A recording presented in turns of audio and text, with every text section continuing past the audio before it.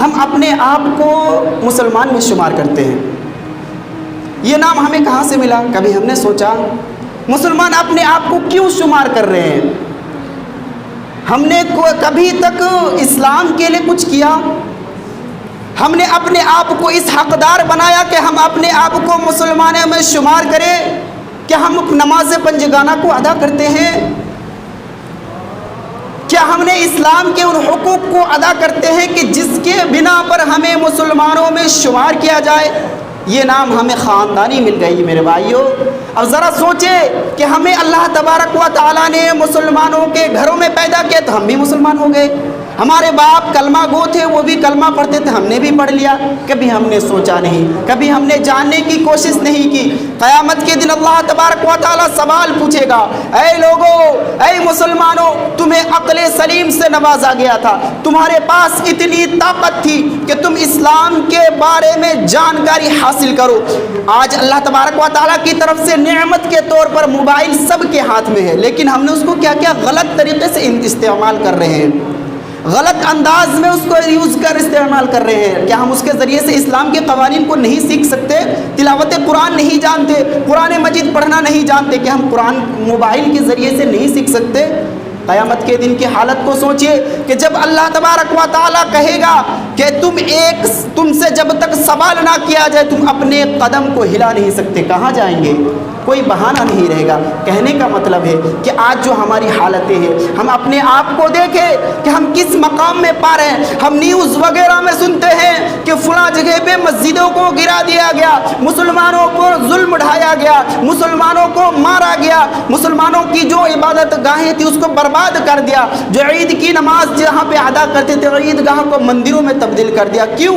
کبھی ہم نے سوچا؟ اللہ تبارک و تعالیٰ نے قرآن مجید کے اندر ارشاد فرمایا، وَمَا أَصَابَكُم مِّن مُّصِيبَةٍ فَبِمَا كَسَبَتْ أَيْدِيكُمْ وَيَعْفُو عَن كَثِيرٍ۔ اے مسلمانوں، تمہیں جو مصیبتیں پہنچتی ہے، تمہیں جو پریشانیاں پہنچتی ہے، تمہیں جو تکالیف میں مبتلا کیا جاتا ہے، یہ تمہارے ہاتھوں کی کرتوتیں کی وجہ سے ہے، تمہارے گناہوں کی وجہ سے ہے۔ ہم تو رحیم ہیں کہ بہت سارے گناہوں کو شمار بھی نہیں کرتے، بہت ساری غلطیوں کو معاف کر دیتے ہیں کہ ہمارے بندے ہیں، غلطیاں ہو گئی، لیکن جب حد سے بڑھ جاتے ہو نا تو آزمائش میں مبتلا کر دیتا ہوں۔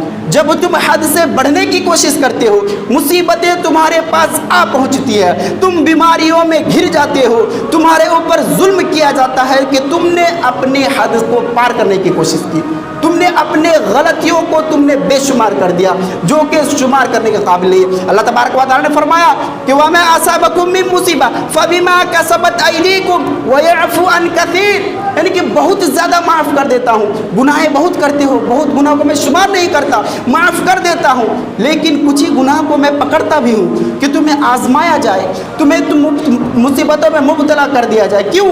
اس لیے کہ تمہاری غلطیاں تھی بھائی، تم نے اپنے ہاتھوں کی کرتوتوں کی وجہ سے۔ یہ قرآن کہتا ہے، جھوٹا نہیں ہو سکتا، قیامت تک کے لوگوں کے لیے یہ ہدایت کا ذریعہ ہے۔ قرآن مجید میں اللہ تبارک و تعالیٰ نے فرمایا، مسلمانوں آج تمہارے اوپر ظلم ڈھایا جا رہا ہے، کیوں؟ تمہارے کرتوتوں کی وجہ سے۔ سامعین اکرام، کہنے کا مطلب ہے کہ آج ہم جو دیکھ رہے ہیں، یہاں سے ہم تڑپتے ہیں کہ مسجدوں کو مندروں میں تبدیل کر دیا گیا، مسجدوں کو ویران کر دیا گیا، ڈھا دیا گیا، گرا دیا گیا۔ کہ ابھی ہم نے سوچا کہ مسجد میں ہم کب حاضر ہوتے ہیں؟ جمعہ حاضر ہو گئے کافی ہے۔ ہم نے رمضان کے مہینوں کو مذاق بنایا، رمضان کا مہینہ آیا، بال بچوں کے ساتھ، اپنے خاندان اور پریواروں کے ساتھ مسجد پہنچتے ہیں، نماز تراویح ادا کر لیتے ہیں، نماز پنجگانہ ادا کر لیتے ہیں۔ رمضان گیا، ساری چیزیں چھوڑ دیتے ہیں۔ کیا یہ مذاق نہیں ہے؟ کیا ہم نے ایک مہینہ مذاق نہیں کیا؟ اگر سچ میں ہم دل سے نماز پڑھتے تو رب وہی ہے جو رمضان میں تھا، وہی تو رب ہے نا جو رمضان کے مہینے میں رب تھا، ابھی تو وہی ہے، نماز وہی ہے، پنجگانہ عبادتیں وہی ہے، رب نہیں بدلا، دن نہیں بدلا، رات نہیں بدلی، نمازیں وہی ہے۔ لیکن ہم نے رمضان کے مہینے میں صرف نماز پڑھ لیا، رمضان کے مہینے میں قرآن تلاوت کر لی، ساری چیزوں کو ہم نے ترک کر دیا، اپنے اندر تقویٰ کو پیدا کیا، نفس امارہ کو ہم نے ختم کیا صرف رمضان کے مہینوں تک۔ ایسا نہیں، اللہ تبارک و تعالیٰ نے فرمایا کہ لعلکم تتقون، تم کو تو روزے کے ذریعے ٹریننگ دیا جاتا ہے بھائی، 11 مہینے کے مہینے میں تمہیں کیا کرنا ہے وہ تمہیں سکھایا جاتا ہے رمضان کے مہینے میں، لیکن ہم نے رمضان جو ہی ختم ہوتا ہے ہم ساری چیزیں چھوڑ دیتے ہیں، اور پھر کیا کرتے ہیں، اپنی غلطیوں کو ہم شمار نہیں کرتے، بلکہ لوگوں پر دیکھتے ہیں، لوگوں کی طرف دیکھتے ہیں کہ فلاں نے ایسا کیا، فلاں نے ایسا کیا۔ نیوز وغیرہ سنتے رہتے ہیں، کہا جاتا ہے کہ کہیں کے ایئرپورٹ تھا جہاں ایک مسجد بنی ہوئی تھی، اس مسجد میں جب دیکھا کہ لوگ نماز کے لیے نہیں آتے ہیں، کا 1 سال گزر گیا تو سرکار نے کیا کیا، وہ جو خالی جگہ تھی اس کو دوسرے کام میں یوز کر لیا، مسجد ہٹا کر کے وہ اپنے کام میں یوز کر لیا۔ کیوں؟ اس لیے کہ وہاں نماز ہی نہیں پہنچ رہے تھے۔ اگر لوگ سفر کے دوران نماز پڑھتے، جو لوگ ہوائی جہاز وغیرہ سے سفر کرتے ہیں، اگر خالی اوقات میں اس مسجد میں جا کر کے عبادات کرتے، اس کو آباد کر کے رکھتے، 5 وقت نمازی ہوتے، تو کیا اس کو سرکار کی ہمت تھی کہ اس جگہ کو استعمال کر لیتے؟ وہ خالی جگہ تھا اسی لیے لے لیا۔ اگر نماز پڑھتے رہتے، اس کو آباد کرتے رہتے، تو اس کی ہمت نہیں تھی کہ اس جگہ کو اپنے کنٹرول میں لے لے۔ کہنے کا مطلب ہے یہ کہ اللہ تبارک و تعالیٰ نے فرمایا کہ تمہیں آزمایا جاتا ہے تمہاری غلطیوں کی وجہ سے۔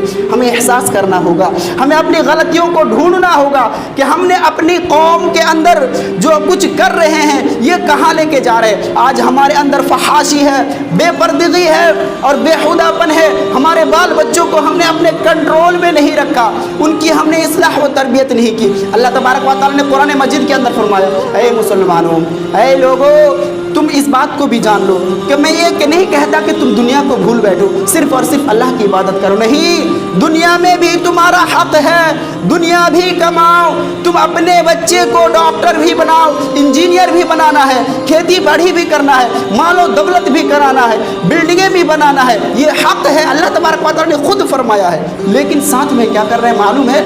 اللہ کے حقوق کو بھی ادا کرنا ہے، جو تخلیق کی مقصد ہے۔ اللہ تبارک و تعالیٰ نے فرمایا وَمَا خَلَقْتُ الْجِنَّ وَالْإِنسَ إِلَّا لِيَعْبُدُونِ، اے لوگو، میں نے لوگوں کو کیوں پیدا کیا؟ تمہیں معلوم ہے تاکہ تم صرف اور صرف عبادات کرو۔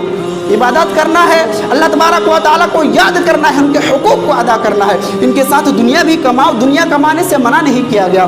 کہنے کا مطلب ہے کہ ہم نے اپنے قوم کو مسلمان پایا تو ہم بھی مسلمان ہو گئے، لیکن ہم نے آج تک اسلام کے لیے کچھ نہیں کیا، ہم نے آج تک اسلام کے لیے کچھ نہیں کیا، ہم نے جاننے کی کوشش نہیں کی، قرآن کو سمجھنے کی کوشش نہیں کی، ہم نے قرآن کو اپنے دل میں کبھی نہیں اتارا، ان کے معنی اور مفاہیم کو سمجھنے کی کوشش نہیں کی، احادیث کریمہ کو ہم نے جاننے کی کوشش نہیں کی۔ اس کا صرف اور صرف ایک ہی علاج ہے کہ ہم علم کی طرف بڑھیں، تعلیم کی طرف بڑھیں۔ جو ہمارے چھوٹے چھوٹے بچے ہیں سب سے پہلے انہیں دینی تعلیم دے، ہم انہیں قرآن پڑھنا سکھائے، احادیث کریمہ کی طرف ان کے رجحان پیدا کرے۔ جب وہ اپنی ان تمام چیزوں کو سیکھ لے کہ دین کیا ہے، دین اسلام کیا ہے، نماز کیا ہے، روزہ کیا ہے، اللہ تبارک و تعالیٰ کے کیا حقوق ہے، ماں باپ کے کیا حقوق ہے، جب بچے ان ساری چیزوں کو سیکھ لے، سمجھ لے، اس کے بعد پھر اسے اسکول لائن وغیرہ میں دنیاوی تعلیمات میں اسے مشغول کر دے، وہ دنیا کمانے میں اسے لگا دے۔ اللہ تبارک و تعالیٰ نے کہا کہ حق ہے تم اسے کماؤ، لیکن سب سے پہلے تمام چیزوں کو سیکھو جو تمہارے اوپر واجب اور فرض ہے، جو تمہیں حاصل کرنا تمہارے اوپر واجب اور فرض ہے، ان چیزوں کو سب سے پہلے حاصل کرنا ہے۔ ہم اپنی قوم کو سدھار ایک طریقے سے سکتے ہیں کہ ہم اپنے بچے کو سب سے پہلے دینی تعلیم دیں، ہم اسے دنیاوی تعلیم دیں، ساتھ میں دنیاوی تعلیم میں اسے مشغول کریں، لیکن سب سے پہلے انہیں حق و باطل کے درمیان فرق کرنے کا طریقہ سکھائے، اسے وہ طریقہ سکھائے کہ نماز کیسے پڑھنی ہے، روزے رکھیں گے تو کیا ہوگا، نماز نہیں پڑھیں گے تو کیا ہوگا، عذاب قبر کیا ہے، جنت کیا ہے، جہنم کیا ہے، نماز پڑھنے کے طریقے کیا ہے۔ آج ہم اپنی مسجد میں پڑھتے پہنچتے ہیں، کچھ نوجوان لوگ کھڑے رہتے ہیں، آگے کوئی بڑھتا ہی نماز نہیں ہے نماز کے لیے۔ کیوں؟ ہمارے اندر اتنی صلاحیت نہیں کہ ہم نماز پڑھا دیں۔ اپنے بچے کو یہ سکھا دیجئے بھائی کہ 2-4 پارا اسے یاد ہو جائے کہ وہ جب مسجد پہنچے تو کوئی بھی آ کے نماز پڑھا دے، 10-20 سورہ تو یاد ہونے ہی چاہیے، اگر نہیں تو ہم مسلمان کہاں سے ہو گئے۔ ہم اپنے جو کتاب ہے، جس کتاب کو اللہ تبارک و تعالیٰ نے ہدایت کا ذریعہ بنایا، اس سے ہمارا تو کوئی تعلق اور ناطہ رہا ہی نہیں۔ معزز سامعین کرام، غلطیاں ہم کرتے ہیں اور ہم دوست کسی اور کو ٹھہراتے ہیں کہ ہم مسلمان ہونے کے باوجود ہمارے اوپر ظلم کیا جاتا ہے، اللہ ہمارے اوپر رحم نہیں کرتا، اللہ ہماری خطاؤں کو شمار کر لیتا ہے لیکن ہمارے اوپر رحم نہیں کرتا۔ ہندو لوگ ہیں تو عیش و عشرت کے ساتھ رہ رہا ہے۔ نبی کریم صلی اللہ علیہ وسلم نے فرمایا، اے لوگوں، دنیا کی اگر قیمت ایک مچھر کے پر کے برابر بھی ہوتی تو ایک کافر کو ایک وقت کا کھانا بھی نہیں ملتا۔ کہنے کا مطلب ہے کہ جو دنیا کی چیزیں ہیں اس کی کوئی قیمت نہیں ہے، یہ تو صرف ضرورت زندگی ہے۔ زندگی گزارنے کے لیے ضرورت کی سامان ہے. اصل زندگی تو اخروی زندگی ہے کہ جو قائمی اور دائمی ہے. لہٰذا ہمیں سوچنا ہوگا کہ ہم مسلمان ہو کر کے ہم نے اسلام کے لیے کیا کیا. جو اخروی زندگی ہے جو ہمیشہ کے لیے, اس کے لیے ہم نے کیا تیاریاں کی. زندگی 50-60 سالہ کی زندگی, اس کی بھی کوئی گارنٹی نہیں ہے, وہ بھی کب ختم ہو جائے کوئی اس کی گارنٹی نہیں ہے. تو ہم نے جو ہمیشہ کی زندگی ہے اس کے لیے کیا کیا. رات میں ایک مرتبہ اپنے دل پر ہاتھ رکھ کر کے سوچے کہ ہم نے مرنے کے بعد کیا کرنا ہے. ہمارے باپ دادا اور جو ہمارے گاؤں سماج کے لوگ تھے پچھلے سال ہمارے ساتھ تھے, پچھلے جمعہ میں ہمارے ساتھ تھے, اس جمعہ میں نہیں ہے. وہ مٹی کے اندر جا کے کیا کر رہے ہیں پتہ نہیں, ان کی حال کیا ہو رہی ہے. اس طرح سے ذرا سوچے, اپنے آپ کو احساس ہوگا, اپنے آپ پر رونا آئے گا کہ ہم نے کیا کیا.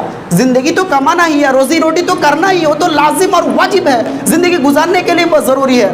لہٰذا اللہ تبارک و تعالیٰ سے دعا کرتے ہیں کہ ہمیں اپنے دل پر ہاتھ رکھ کر کے سوچنے کی توفیق عطا فرمائے, ہمیں حق و باطل کے درمیان فرق کرنے کا طریقہ سکھائے, ہمیں اللہ تبارک و تعالیٰ ہماری حفاظت فرمائے. اللہ تبارک و تعالیٰ ہم مسلمانوں کی ظلم و ستم سے ہم مسلمانوں کو بچائے. اللہ تبارک و تعالیٰ ہمیں عذاب قبر سے بچائے. اللہ تبارک و تعالیٰ ہم مسلمانوں کو مرتے دم تک اسلام پر قائم و دائم رہنے کی توفیق عطا فرمائے.